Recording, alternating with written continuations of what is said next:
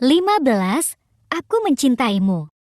Malvin menatap mobil Danu yang membawa pergi Kayla. Ada kemarahan yang tertahan di sana. Malvin menoleh berbalik. Menatap iba pada embun, wanita itu meneteskan lagi air matanya. Yang berharga, Malvin mengusap lembut kepala embun dan membawanya ke dadanya. Anak-anak panti sudah membubarkan diri bersamaan dengan perginya. Mobil Danu hanya tinggal Cathy di sana. Gadis kecil itu berjalan mendekati dadinya. "Dad!" Malvin melihat ke arah anaknya, tersenyum hangat dan meraih. Kepala Cathy memeluknya, Cathy memeluk dadinya. Juga embun, mengusap tubuh embun, mencoba memberinya kekuatan. "Everything gonna be okay, Auntie," ucapnya. "Kami juga menyayangi Kay. Dia akan baik-baik saja. Kay anak yang kuat." Malvin memeluk dua wanita yang disayanginya, Cathy anak gadisnya, yang walau manja memiliki rasa simpati dan empati yang cukup. Dan embun yang beberapa bulan terakhir ini mengisi hati dan pikirannya. Di lain pihak, di rumah Danu. Dengan kasar Danu menarik Kay masuk ke dalam rumah, menghempas tubuh kecil itu ke sofa tamu. "Ayah sudah bilang padamu untuk menemani Mama Yura, kan?" Kalapnya. Kay meringkuk gemetar ketakutan. Kenapa malah pergi? Sentaknya membulatkan mata dan mengatupkan mulutnya menahan emosi. Danu tak mungkin memukul anaknya. Bila embun tidak masalah, tapi Kay tidak. Mama Yura sedang hamil Kay, mengandung adik kamu. Harusnya kamu membantu Mama Yura.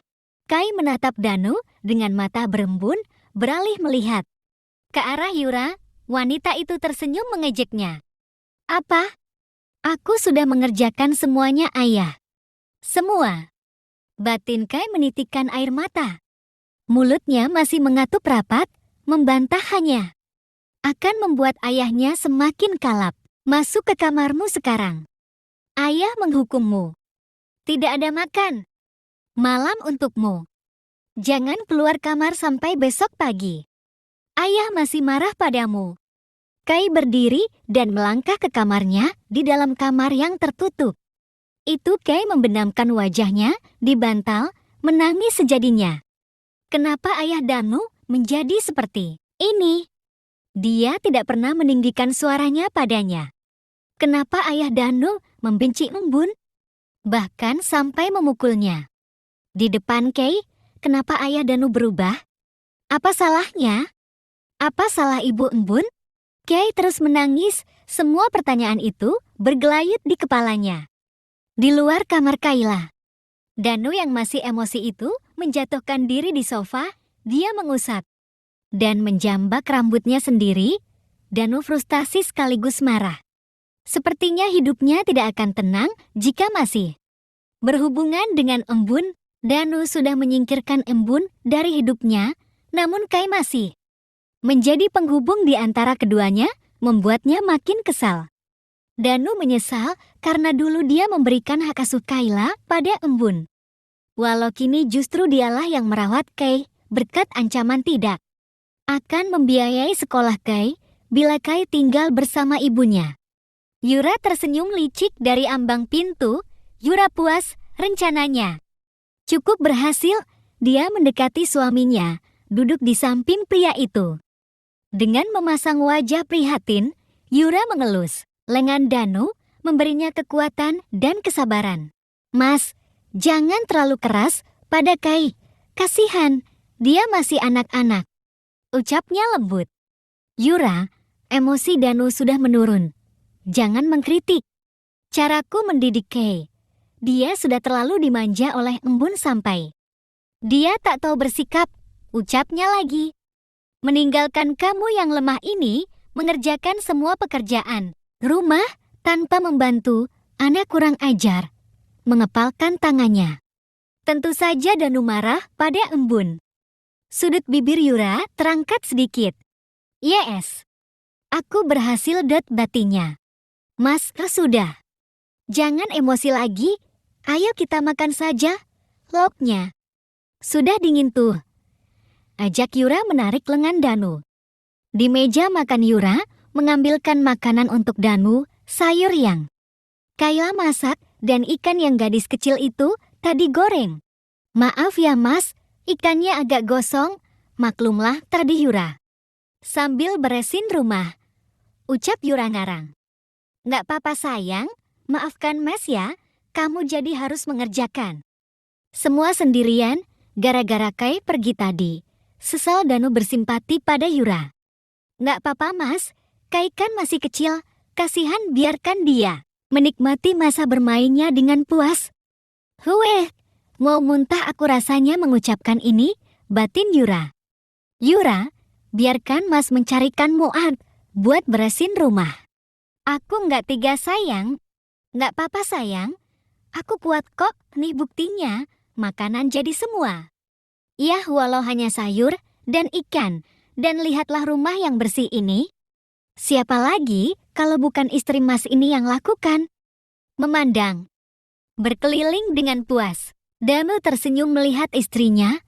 Dia semakin kagum dan cinta pada Yura, tanpa tahu apa yang sudah Yura perbuat di belakangnya.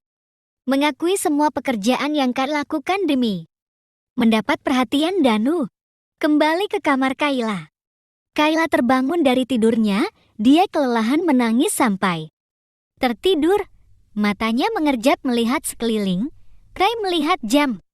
Weker di atas nakas, pukul 20 malam. Ah, sudah malam. Pantas aku lapar, gumamnya. Kayla berjalan ke arah pintu, tangannya memegang handle. Tapi dia urungkan untuk membuka pintu. Kai ingat ayah Danu sedang menghukumnya. Tak ada makan malam untukmu. Jangan keluar kamar sampai besok pagi.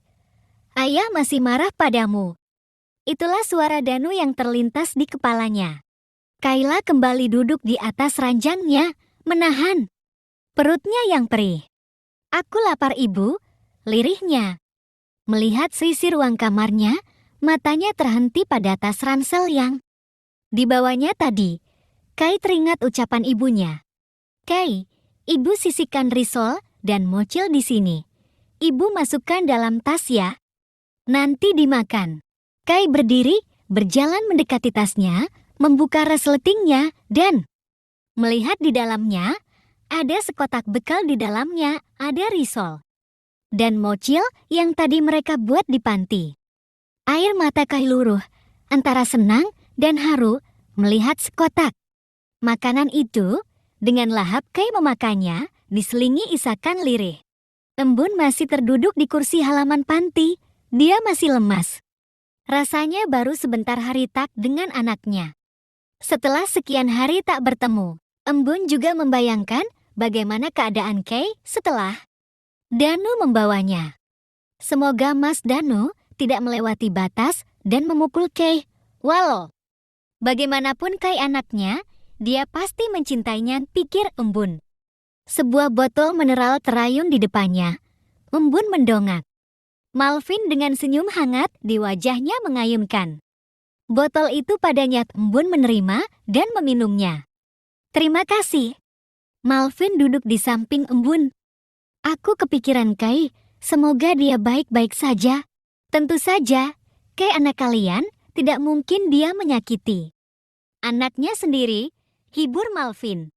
Jika dia lakukan juga, kita tuntut saja mantan suamimu itu. Satu luka lebam cukup untuk memenjarakan dia. Kamu mau berapa? 5 tahun? 10 tahun?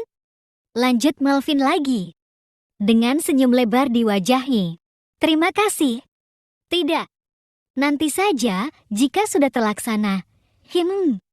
Embun tersenyum kecil.